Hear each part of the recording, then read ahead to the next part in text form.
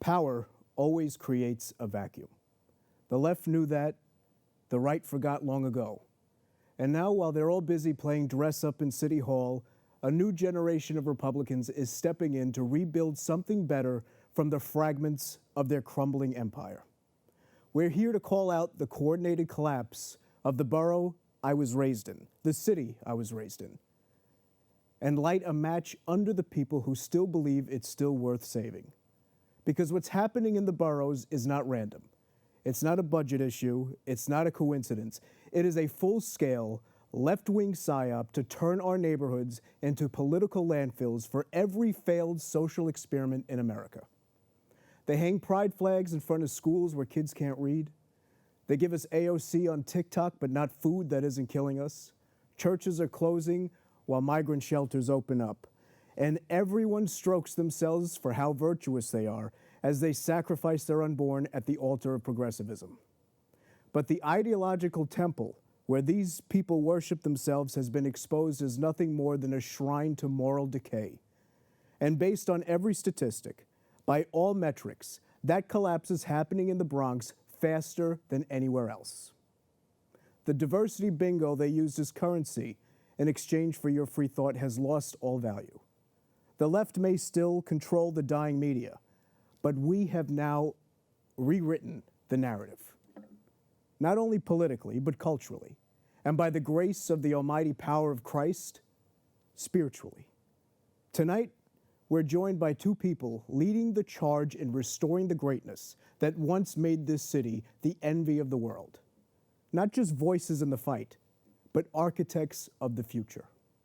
And tonight, we crown the beginning of a new era, the turning of the page to a new chapter. And that chapter is being written by Stefano Forte and Becky Oliveira. And if you don't like what they have to say, it's because you're already losing. I'm Chris Reid, and this is Band in the Bronx.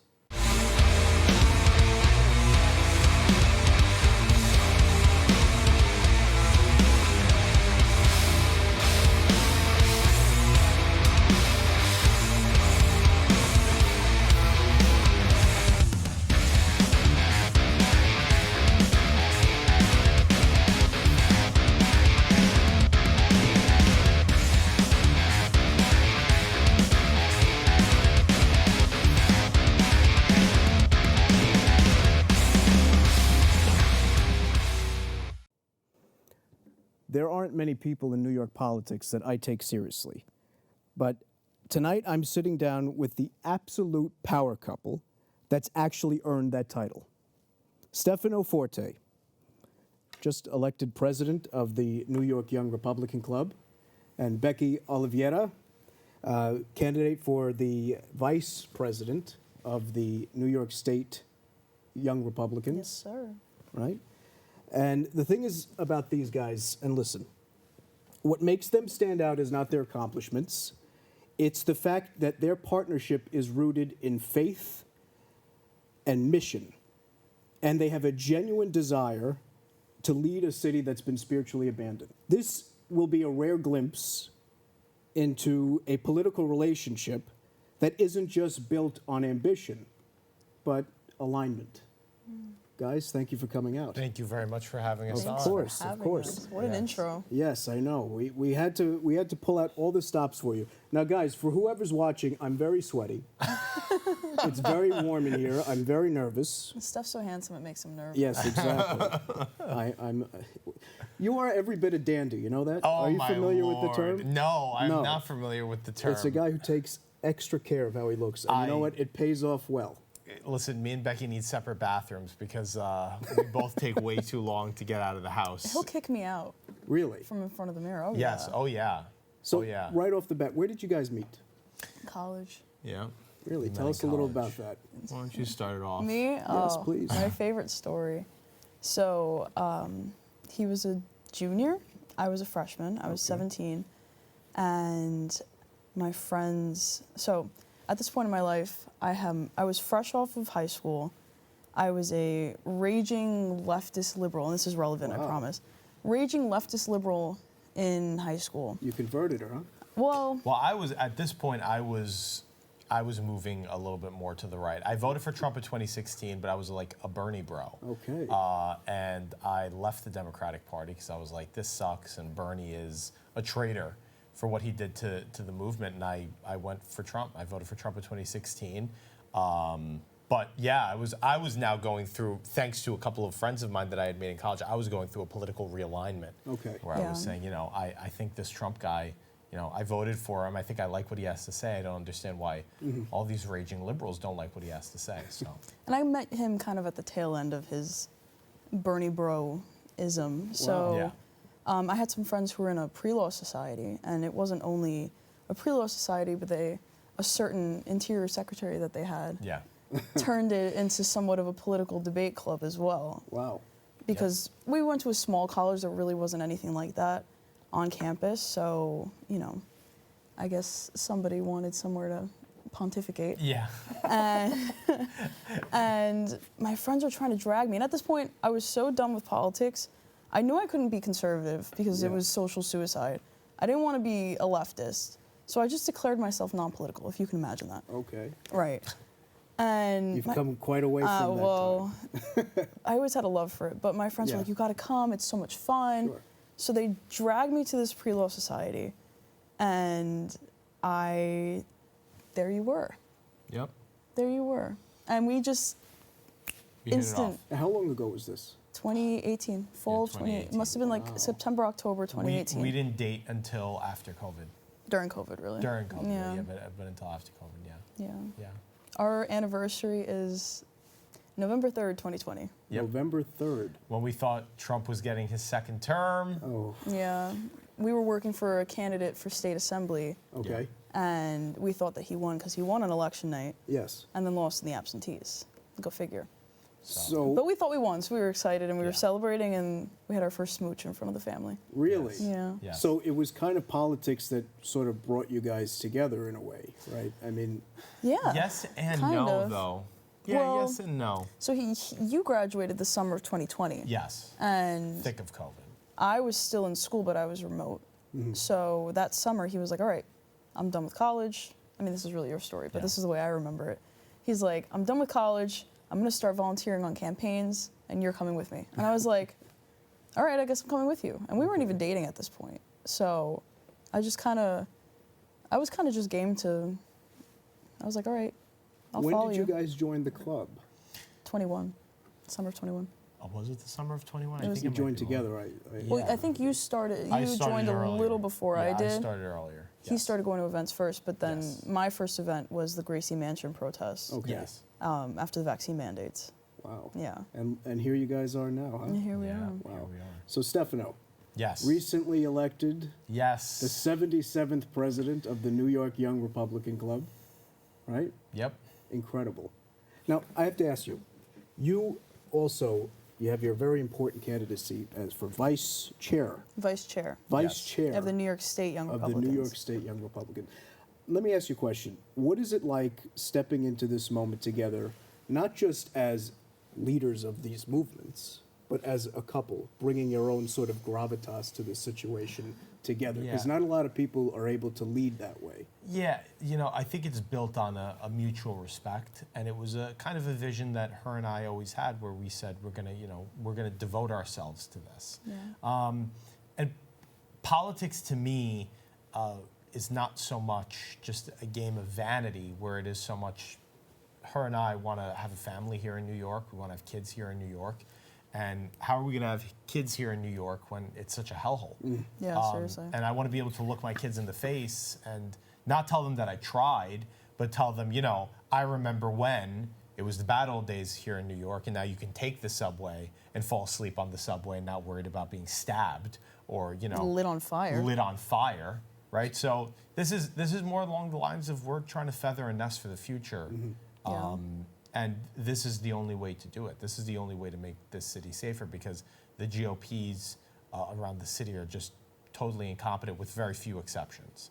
I think the Staten Island GOP is actually a great GOP. They do a great job. They know how to get people elected, but you look at Queens, look at Brooklyn, The Bronx. The Bronx. Yes. But we'll get into that. Now, you were recently engaged, right? Yes. Yes. incredible. I Yes. mean, for my wife is actually right here, so I Yes. remember Hello, the wife. fun. I remember the fun and the excitement of when we were first engaged, but Yes. obviously it was a little different. We weren't engaged, we weren't involved in all these sorts of, world-changing, city-changing things that you guys are up to. And it's funny because you mentioned that one day you want a family so that you could tell stories about how the city used to be. Yeah. But in addition to that story is going to be how you guys actually helped to change that. Yes. Yeah. Yeah. Well, that's going to be huge because there's no other outlet to change it but the club. And 2025 has been a very, very big year for us, Yeah. especially. Getting engaged, the club now, so many beautiful things happening. And I feel like the Easter season has really kind of heightened that feeling of change. Yeah. I came into the presidency of the club, I believe, before Easter. It was still Holy Week. Yeah. Do we remember what day it was? It was when When it was announced. when they announced it. It was, I think, right before Holy Week. Right before Holy Week. And then yeah. and then the inauguration event was the week after Easter. Yes. So all within the season. A heightened feeling, Yeah. I guess you could say. That's incredible. Yeah. Now, the thing is that something I think about, because we have never actually had time to actually sit down and have a conversation. So one thing that I really want to get to the bottom of, and I actually have the question written right here that I have to reread because I have such a terrible memory. So you guys are both rising stars in New York politics. There's no Thank question about it, right? And thank God for that because the city needs it now more than ever. When did you realize that that was something that you guys were able to pursue together and it wasn't just an independent sort of thing? I don't think there was ever a moment Yeah. where we thought it was going to be independent. It was always Really? together. Yeah. It was from the moment he said, "I'm going on this campaign. You're coming with me." And if I didn't like it, I would have quit. Really? If I didn't have a knack for it, I would have just been like, all right, this is not my thing. Because there were people that we had friends that we brought with us, Yes. and nobody really had the same drive that we did. Only a couple did. Some did. Some did. And some are still Yes. with us Yeah. along for the ride, but a lot were like, nah, not my thing. Did know? you guys go into it thinking this is for the long haul, or it was Yeah. like let's Yeah. see how we fit Yeah. into this thing? We knew this was for the long haul. Really? There was always a grand vision. Yeah. I love to You hear know? that. Yeah. Yeah. I think we're both people with vision. Yeah, we're a methodical bunch. We're not, I could as tell. are you. Well, don't play. I try. We could talk more about how methodical I am after this commercial break.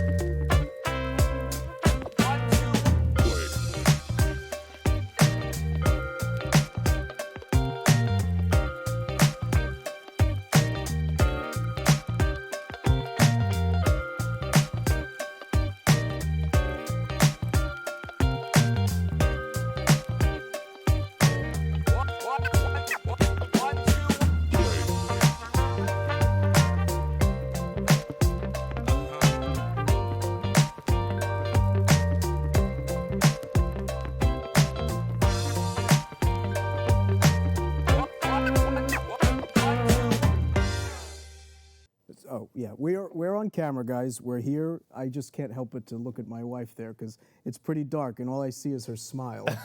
But She's so radiant, so beautiful. Radiant. She She sure is. There are actually no lights in the studio. She's radiating all of this Yeah. light.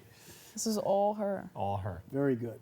Well, let's get into it. So Yes. recently, this first segment we like to call the Bronx Breakdown, right? We want to cover the current events that are going on here. Right now, the only thing that comes to mind is a controversy involving the Bronx GOP, one of many that we've seen throughout the years, where a leader in the Bronx GOP is supposedly donating to Vanessa Gibson, the Democrat Bronx Borough president.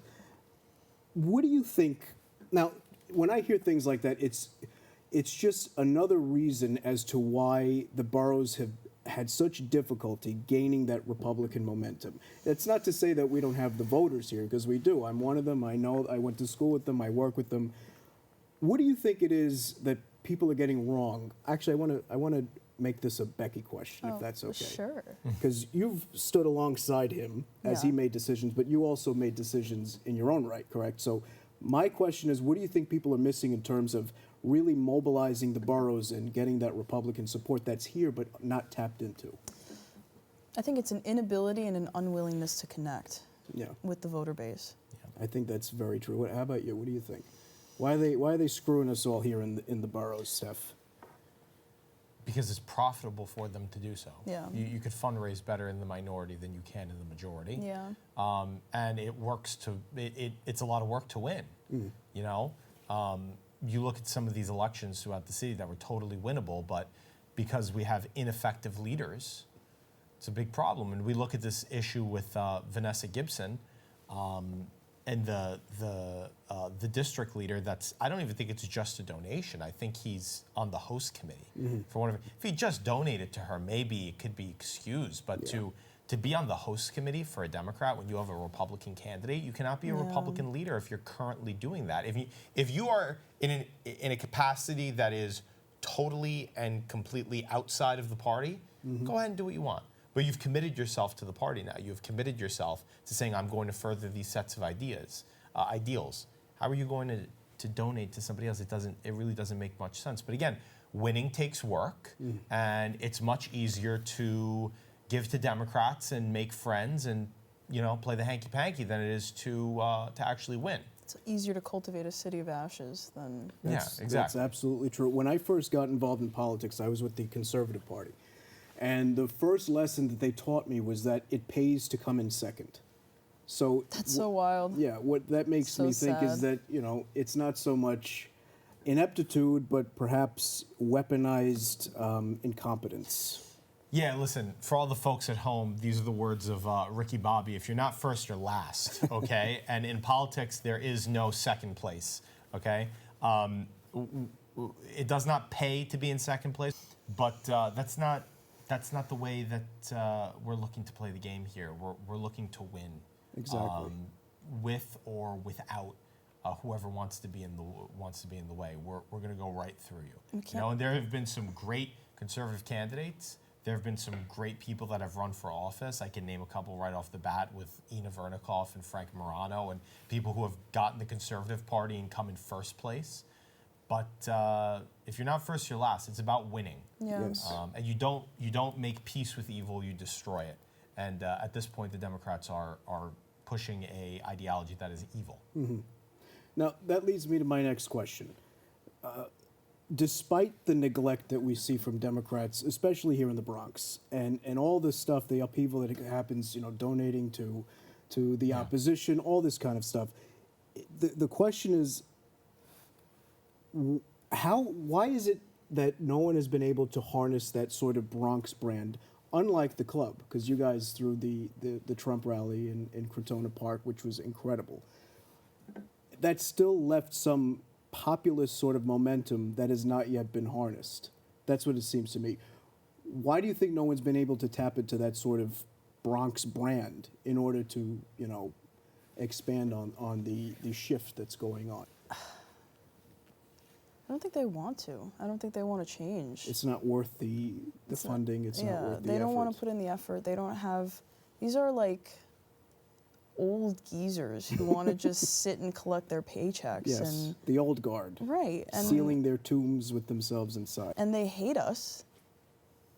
because we challenge that, Exactly. you know? It's, please. Yeah, just to throw on a little bit more in there, I think the big issue is that it's tough to fake it, and they don't have it. They don't have Yeah. that Bronx brand. They don't have that grit, right? Because most of them are A-OK going to the cocktail parties. And look, I love a good cocktail party, especially when they serve a good cocktail.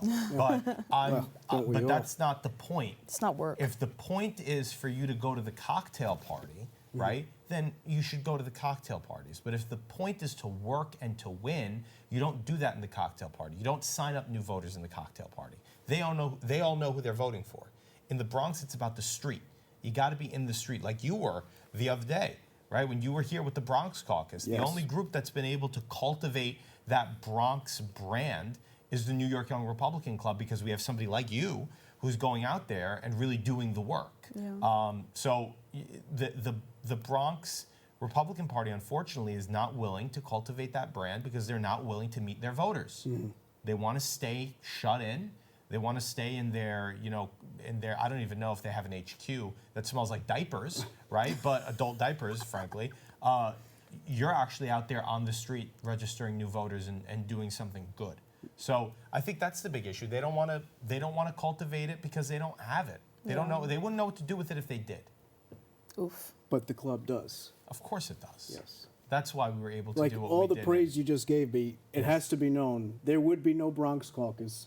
There would be no Band of the Bronx unless this man gave me the opportunity that he did. So I want to thank you for that, because we're going to build something pretty great together. Well, I don't want to take all the credit. I think that Gavin definitely did a tremendous job in helping to grow this thing as well. Yeah. And we have tremendous people in the club that are from the Bronx doing a great thing. One person in particular, Helio Rodriguez, doing great stuff in the Bronx. So I think that we've got a great group of people that are really pushing and leading the charge. And you're one of those leaders, man. If it wasn't for you, I don't know if we would have done as well in the Bronx this year as we did in previous years. Because you got to remember, the Bronx, Trump got a 20-point swing, I believe. Yes, he did. And I think the rally played Oh, yeah. huge into that. The rally brought everything over the edge. Yes. It did. I agree. Now, I'm getting word that we have to be closing soon. Yes. So I want to ask a question that's not based on politics, but on faith. Yeah. In terms of both of your leadership, because I know you're both very faithful people. You're Orthodox. I'm Catholic. Christ is King. It's real. What role does faith play in your leadership, in your decision making, in everything that you do? It's everything. It's everything. It is. Yeah. I'm freshly converted about a month ago. Yeah. So you're newly baptized. Newly Yeah. illumined. Newly illumined, as they say. Wow. Yeah. Yes. Yeah. That's incredible. Yeah. Her baptismal name is Theodora, which means Theodora. God's gift.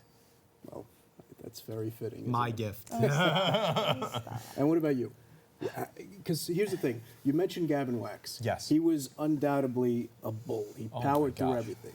Right? So what style of leadership can we expect from Stefano Forte with the basis of his faith? I come from the Gavin Wax School of Politics, so I think I don't think we're really gonna, Gavin was a pit bull. He was a hammer, and that's what you need in New York. You need a hammer. You need somebody who's going to be that backstop. I would always say that Gavin is like a populist attack dog, right? When he sees rhino behavior, we go rhino hunting. But when it comes to my faith, everything is downstream of that. Yeah. My Orthodox faith, my decision making, everything is downstream of that. My politics is 100% rooted in my Orthodox faith and in Jesus Christ, because you can't call yourself a real Christian if you're not. There have been saints who have been emperors. There are saints who have been kings. And obviously politics plays a big role in that. So I personally, where I find my solace and my peace is not only my fiance, my friends, but if I didn't have Jesus Christ, who is my everything, my shepherd, I don't think I could do the things that I do, because I'm not working for this world. I'm working for the next one. Yeah. Nothing that happens here matters. Do what you want to me now. It doesn't matter. I don't care, right? I'm working for the next world. Okay.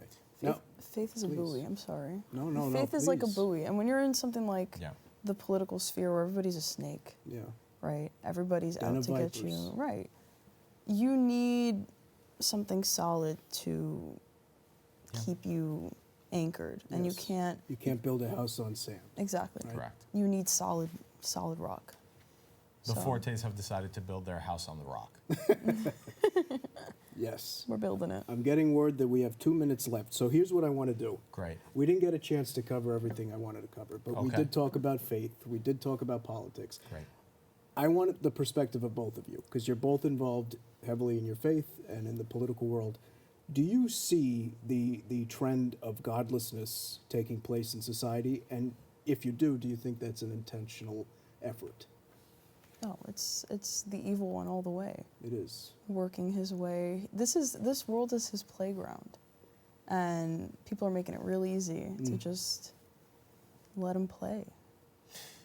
Yeah, the world is fallen. We know that the world is fallen. And it's our job to bring heaven on earth. That is what it said in the Yes. Lord's Prayer, as it is in heaven, on earth as it is in heaven. So our job is to resist. We are constantly fighting a war that is unseen around us for the state of our soul, and we should be ever vigilant, and we should be warriors of Christ to understand when sin is piercing and trying to come in and derail us. We must be ever vigilant for the state of our souls, and we should be the light that attracts people to Christ. Everything that we do should be for Christ. All the work we do is for Christ. When I'm knocking on doors, it's for Jesus Christ. When I'm signing up voters, it's for Christ. So I think the trend will end when more good people like us stand up and say, no, we've had it. This is our line. And there's an army of those good people, and it's called the New York Young Republican Club. That's Yes, it's true. Thank you guys for coming on. I Thank really you very appreciate much. it. No problem. Thank you, Chris. All righty. Hello, everybody. My name is Chris Reid. This is Band in the Bronx. We're back for one more episode here today, but this is a bit of a special episode because we have someone on today that is not only a heavy hitter in New York politics, but is also someone who I consider a very good friend, somebody who actually helped me get my start in this whole thing. And he is a Marine veteran. He is the vice chairman of the Bronx County Conservative Party and a general good guy. Ladies and gentlemen, I'm proud to introduce Mr. Gonzalo Duran. Thank you, Chris. Thank you very much for having me. The introduction, it's one of the best ones I've ever had. Well, I certainly try. But most of any skill that I've developed, it's only because a guy named Gonzalo Duran once gave me the opportunity to, get in front of people and say what I wanted to say. We were actually just discussing off camera how when I first got involved, I wanted to be more behind the scenes. But this guy pushed me, and now here I am in front of the camera. So it's pretty incredible. So thank you for coming on, man. Thank you for having me. And I used to be a staple in the Bronx and then all of a sudden when I changed parties, it became less and less. So, Really? Are you suggesting that there's Democrat bias in the city? I don't want to say in that fashion, but I will say that not a lot of representation comes from the Bronx conservative parties. So. No, well, that's understandable. Well, let's get right into it. I want to ask you a question right off the bat.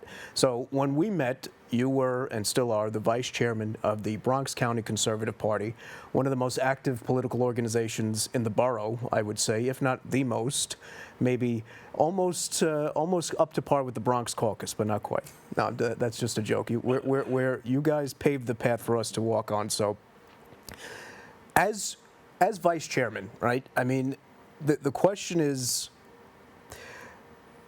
before the last election in November, Trump won. There seemed to have been a lot of momentum coming out of the Bronx County Conservative Party.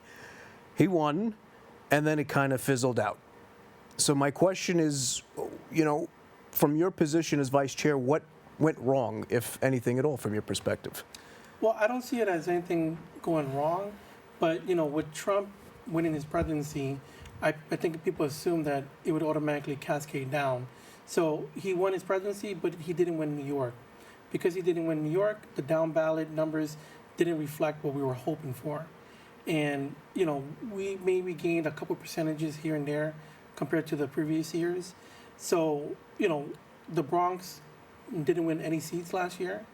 And how do you go about with doing the same momentum without the same backing or influence that was coming beforehand. Now, I think there could have been a lot of things done differently that would have helped, like maybe the parties being present during Trump's visit to the Bronx. That's one. Two, more involvement. Maybe some of the candidates would have been presented. We had the ability for 3 congressional candidates to be up front and center during that time period, but they didn't get that opportunity. But right now, I'm more focused on how do we get the candidates and the community re-engaged, even without somebody like Trump backing or pushing us. Good. I mean, you're right about that sort of idea that this momentum was going to cascade. I don't see it so much as, a natural occurrence. I think it has more to do with no one striking the iron while it was hot than it just dissipating by itself. I think there could have been more initiative from the conservative Republican parties, not just of the Bronx, but of the city, to sort of, incentivize people to look more into it. Because, like I said, there's a huge base, I believe, of potential Republican conservative voters. And it seemed like the Trump rally in Crotona was sort of a platter to the GOP chairs in the counties, and they kind of looked at it and said, fuck off. They were not interested. And I don't, In those terms, I can't speak on that. But once again, the parties, I can't speak about the higher-ups. But let's say the Bronx parties weren't involved in anything with it. And that doesn't mean anything that it wasn't planned out or there's any mysterious things going on. What I would say is, we can learn from that mistake and try to build up for it. And once again, I'm focused more on how can we increase, because Trump winning has given us a leg up in a lot of things. What it hasn't done is his policies currently. I backed him. I've supported him since day one. But the way he's rolled it out has made it hard for candidates this election cycle to get petitions signed, to get some of them rallied up, to get donations, because the South Bronx is a little different. The Bronx in general is a little different than many of the counties or the places outside of New York City. So it's a different demographic, especially when this is the Democratic stronghold in the nation. Yes, I agree with you. And it seems like in conversations I've had with conservatives, Republicans at any level, they seem to be under the impression that there's this sort of one-size-fits-all method to it. And you can't outreach to Republicans in the Bronx the same way you would in Iowa or Kentucky. No.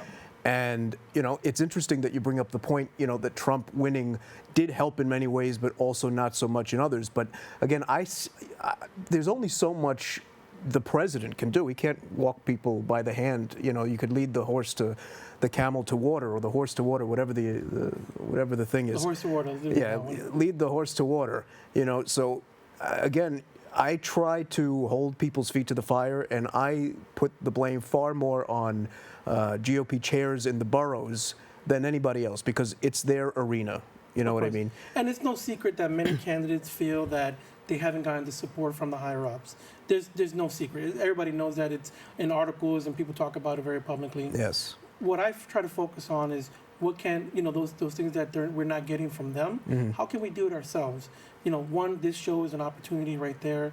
And I'm not coming with emotions or feelings. I'm telling hard data. For myself, when I joined the Conservative Party, within 3 months I became a district leader for the 79th District. Within 3 months after that, I became the vice chairman. I told them when I was going to come in, I would help increase the numbers, help create activities, get more candidates, fill up the vacancies. And, they blew me off in the beginning. They were like, yeah, sure, because I'm sure they hear it all the time. But when they found out that I was serious, within those time frames, the Conservative Party has made, for the Bronx at least, has made huge strides. So much so that I think we're outpacing all the other boroughs in New York City. Now, that's interesting you bring that up because, let's be honest, you've been the most visible figure in the Conservative Party here in the Bronx. So Pat McManus, who is the chairman of the Bronx County Conservative Party, my question is, and listen, I've met him before, he's a nice guy. Why is it that his name is on the door when it's you who's doing the work? Now, maybe I'm wrong. Maybe there are things he's doing I don't see. But shouldn't it be your name on the door, being that you're the one who's the most active? If you look at it that way, I always tell people this scenario. we don't think about all the owners or the coaches for the Bulls back in the day, right? It was Jordan. Jordan was the MVP, and he's the one that the team came across to help out, and he made the team better, and he's the champion, and he had success from there. Now, by no means am I saying at that level, but once again, I've been the most active. If you look at the history, we've done, I've helped mastermind some of the biggest events for conservatism, Republican and conservatives in the Bronx. Some of these events have been outshined of New York City stuff, not to the level of Trump coming to the office, but in between that middle grace area. Pat has held the reins for years before I came in. Pat McManus. Pat McManus is the chairman of the party. He held the reins and he built a solid foundation. What he needed was more active candidates or individuals that were more dedicated. So where I am, former United States Marine Sergeant, Iraq veteran, nonprofit leader, etc. These are the skill sets that I bring to the table, and I've done my best to find other people with those skill sets. So, for the time being, I'm happy with him being the chairman, because on the end of the day, he's getting phone calls that I don't want to have to deal with on top of that. So Yes, of course. Well, that's good, because there is some talk in the town that some people are on the out. So let me ask you a question. We have Mike Rendino, chairman of the Bronx GOP.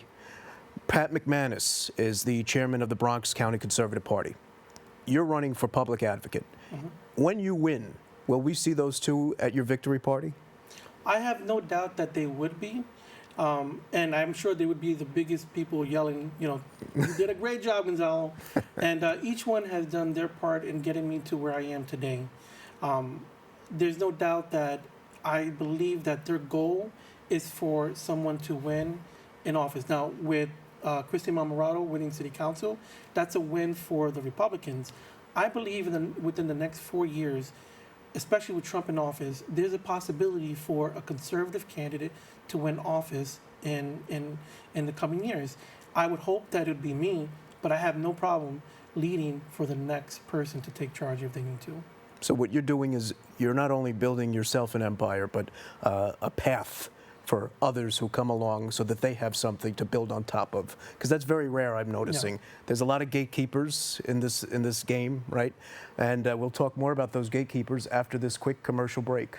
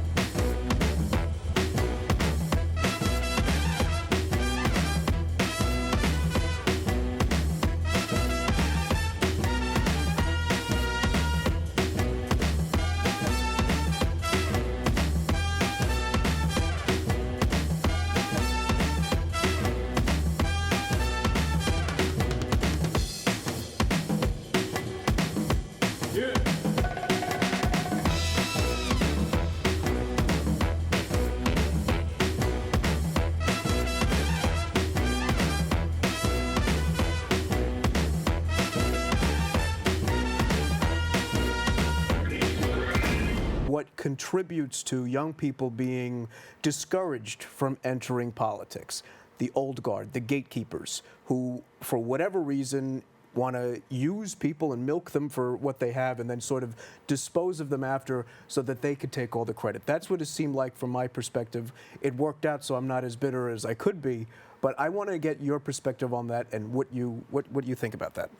Well, I would say, you were an intricate part of it. I mean, we were hand in hand pushing everything that are out there. So, I never see what I should get on one particular thing. I'm always thinking about the next 2 projects ahead of me. So for me, although it was one of the biggest events that we've done, I was already thinking about the next project. Sure. But what you're saying right there is what a lot of individuals, that's why they leave so disgruntled regarding the party. Because if it wasn't, then you'd see more candidates running on a regular basis. Yeah. And then, but you see them transfer to different parties, or they go become consultants, or they do some other project, and they say, you know what, I got better things to do in my time. Sure. Then, because this is a volunteer positions that we're in, so and we don't make any money or get any limelight unless we win. So where do we go from once? Now, us trying to get these things accomplishments done, we're not seeing the accolades in the bottom end. Like you would think. And how far does it go? Not only did we hold some of the biggest events in the Bronx, but let's say in the Bronx itself, the Bronx Conservative Party, we are the only conservative county that's putting out candidates on a multiple. Last year we had out of 21 legislative positions, we put up 18.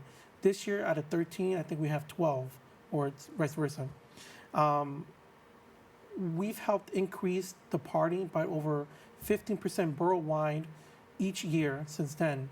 But do you see any recognition and stuff like that? Do you see any, hey, come up, let's do a speech and somewhere? No, but me particularly, I focus my attention instead of what I'm not getting from the higher ups. I said, you know what? Let me get more candidates the ability to get visibility in television, journalism, events, so that they can prepare themselves for contributions and to have the ability to have good campaigns so that they have an opportunity to say that they ran a real race. So to the next generation of Republicans and conservatives trying to get their foot in the door and get it slammed out, what would you say to them? Well, I'm going to backtrack just a little bit. Let's say for the Conservative Party, because I can say 100% for that one. The Conservative Party began for the New York State, which is one of the only ones in the nation that's recognized in that level. Started in 1962. So if you look at it, maybe 30, 40, most people joined in that time period during their 30s and 40s, right? Yes. Right now, they're dying off. They need to be replaced. So my thing is we need to recruit the younger generation, and that's why I look at the New York Young Republicans as a great starting point. We've worked hand in hand. We've done projects together. I can't say that there hasn't been a major function that I've held without the support of the Young Republicans. I even have their endorsement running for New York Public Advocate, which is, I believe, I'm the only conservative candidate to have something like that. So what would I tell the next generation coming up? There's a lot of work that needs to be done. And the people that needs that were in office now, the ones that hold the power right now, what we're doing is not enough. We need to do more. I agree. So if you're coming in, be prepared to do even more than we are. Yes, no, I couldn't agree more. The man is telling me we're pressed for time, so I have a little, not a game, I guess you would call it a game I want to play. I'm going to say a name, and you're going to tell me the first word that pops up in your head when you say it. We're going to try to do this as fast as we can. Christy Marmorato. The next hope for the Bronx. Let's hope. Tyreek Goodman. The next Malcolm X. Curtis Lewa. The next mayor of New York City. Joanne Areola. A firecracker. AOC. Where you been? Where are you? Donald Trump. Keep it going strong. Don't let them say anything bad about you. Just keep on going strong. Stefano Forte. The man with a mission. That he is. Ina Vernikov. I don't know her too well. Okay. Christopher Reid. My soon to be my hero. Very good. Thank you for that. So let me ask you this. We talked about the Conservative Party. We talked about the GOP, whatever there is to talk about there. So let's imagine tomorrow you're in full control of whichever party. What do you do next? And what do you plan? What would you bring in and what would you kick out? So if I had that position, which I am not looking forward to if I did, would be to focus on increasing our recruiting. I think that's the number one thing that we need to focus on, because we will not have any success unless we increase our numbers. The people then on top of that, we need to push out more community activities. The people don't feel secured in saying that they're Republicans or conservatives, or maybe that they're more right-leaning or common-sense Democrats. Until that happens, then we're going to have people that are afraid to speak publicly, people that to come out to vote, and people to change up or update their registration. Is this a similar tactic that you would utilize when you win city public advocate? So that's something that I've done to not only run in my campaigns, but what I've done in my life. I've dedicated the last 2 years to the Conservative Party, and I'm proud to say that I am a conservative. I'm conservative and proud, and that I've helped increase our numbers across the board, filled vacancies. I'm running for offices, and I'm showing people that you can be outspoken and still be successful in your careers and walk down the street with pride and not maybe get heckled. Now, the way that you go about it, it's everybody's decision how they do it. But me specifically, what I would say is there are lots of individuals like me that are just regular folks trying to make it through, and they're just moderates at the end of the day. Well, we're glad to have them. There's a lot of extremists out there. In my opinion, not enough right wing, but there's a lot of extremists. So we need guys like you to kind of, be that balance. So big picture, right? Can the local GOP, conservative parties here in the boroughs, can they be structured and saved, or should we scrap it and start over fresh? So I honestly think that we have a pretty good foundation for the Republicans and the conservatives. What we need to do is same thing that I've been trying to repeat, not only here, but to them and to the candidates. We need to focus on increasing our numbers, getting more activities out there, and being more vocally in a more positive sense. And whichever way you want to do it, if you want to be far right or you want to be moderate, me particularly, I think if I were to win city council or public advocate for New York City, then it would be a good deterrent to say to the naysayers that not somebody like me or somebody like us can get into that type of position.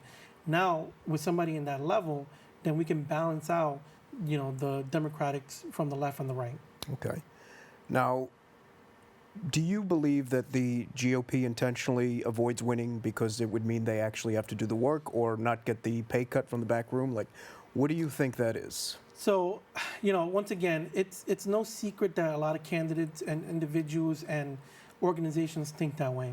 And I'm not going to say that that's not at any level, because corruption is in every form, in every level, in every party, in every situation like that. If you see somebody working with me or somebody that is standing around me, I can say that those are the people that I have around me that I believe have good intentions, that are working hard, and that have a goal to make New York City and the country better. So are they losing intentionally?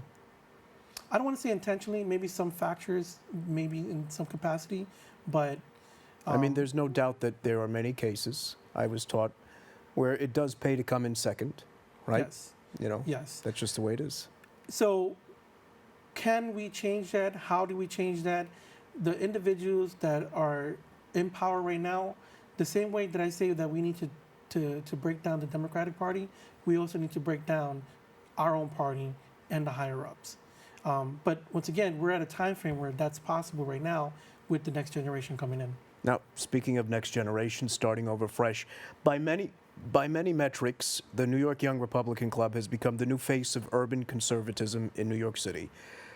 Should they be backed more than current New York City Republican regime, or should we still keep them on the outskirts just when we need them? Well, for me, I don't think in those terms, because Okay. I've helped New York Republicans running for office, and I've helped regular faction or main party candidates run for office as well. Me, I look at who wants it more and who's ready and who's determined to do it, and then that's where I get my back into. Okay, so the answer is yes. We should back the New York Young Republican Club. Look, if there's a New York Young Republican that wants to run, he's willing to do the work, then I have no reason not to help him or want to help him. Well, they have a boatload of those. But we do need to do a little bit more manhunting here in the Bronx for candidates. That's what I think, at least. All right, well, we're almost out of time here, so I want to ask one last question. I'm going to look here on my notes here for the most controversial question that I could find. You have something more controversial? Okay, so if you were public advocate during the Black Lives Matter riots or COVID lockdowns, what would you have done differently? That's a tough one because we're going through a national crisis. You know, honestly, I don't even know what the public advocate did during that time period. Not very much, apparently. So I would say that I would try to have done more cooperation with community members, because the reason why I think a lot of, let's say, the destruction that happened was because people didn't know what to do, what outlets to follow, what, you know, the voice of a particular leader. Somebody like me, I just told you the things that I've done, the way I've been able to mitigate a lot of things, Yes. controversies and situations that come up. I think if I was put in that position, what I would have done was try to be, I don't want to say the voice, but listen to the people and then try to take action where I could in different things. Now, somebody like me, if you put me into office, I will dedicate my whole life to it. Everything, every ounce of energy, because I know how important it would be, not only for somebody like me to be in that type of position, but to say that I want to make New York City better than when I leave it. So if I have to be the bad guy that makes policy changes that people don't like, but it helps the city, I'm willing to do that. I'm willing to be the bad guy. I'm willing to kill myself in this job opportunity. That's something that I don't think these other individuals, these incumbents are realizing. So that's what I would do. Well, I have no doubt at all that you're going to accomplish just that. And when I first started working for you, I came up with a little thing. Duran's your man. And I think that that's the best way to end this here tonight. Ladies and gentlemen, thank you so much for joining us. And make sure you support Gonzalo Duran and make sure you vote Republican. God bless America and God bless President Donald John Trump. Thank you very much.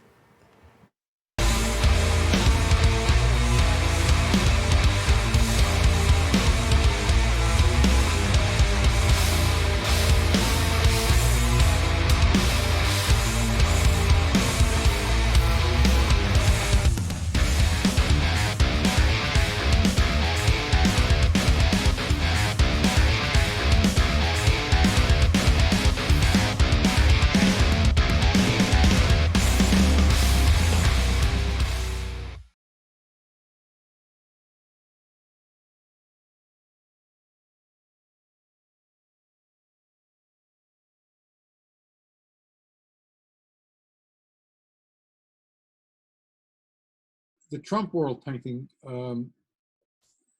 was a painting that's now already, my goodness gracious, about 2 or 3 years old, which it's still very strong in my mind. It was a major statement that I made after a series of paintings that were based on New York City subway performers, and then finally Times Square and New York City. And the United States has expressed by Times Square as a metaphor. By that, what I mean is that the actual visual appearance of Times Square is really a metaphor for the United States. It's filled with enormous corporate promotional signs that are like one competing with the other. And a lot of them are animated. Now they move, they're full color, they're 25, 50 times life size. People go and from all over the world, and they get a dose of the United States, and they feel like they finally in the United States when they're in Times Square, which is a joke to New Yorkers because we hardly ever go to Times Square except if we have to pass through it. The character of Donald J. Trump appeared on the American scene, and he started running for president. And then some of the people in Times Square started dressing up with huge Trump heads. because Trump, with his orange hair, who was a reality star at the time and not really a politician, was all of a sudden an incredibly interesting character in politics. And his campaigning was also taking place partially in Times Square. So I depicted, when I did Trump World, a picture of Trump, of an Uncle Sam parading through Times Square, holding on to 3 enormous balloons, one of which Donald Trump's head is on. And his head dominates and exemplifies the subject matter of the rest of the painting, all the contradictions that are in the painting. You know, the corporate stuff especially is symbolic, and he is really representative of the corporate. He's also representative of something that was anti-subcorporate. You know, you know, so the whole thing kind of came together as a kind of a grand statement of American life at the time it was painted. Today we're going to look at the Marijuana Regulation and Taxation Act that amends New York City Labor Law 201D. It balances legal rights of workers and those of employers, while recognizing federal law. It protects those that are over 21 and legally employed. However, it doesn't protect illegal activities having to do with cannabis. Protection is regardless of immigration or citizenship status. Here's the rundown. Between work hours, it grants employers certain abilities. But employers can't restrict employees' use of cannabis during non-work hours.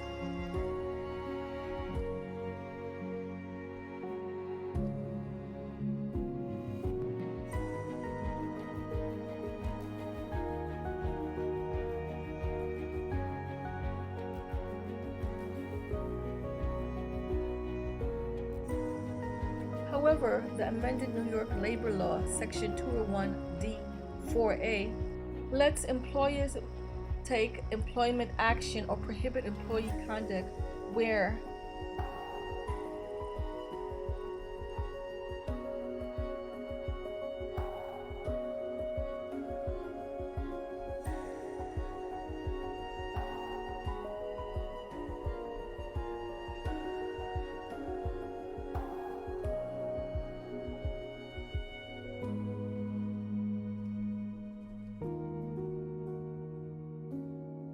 employers can't drug test employees except in situations where it's mandatory by the state or federal government for certain jobs.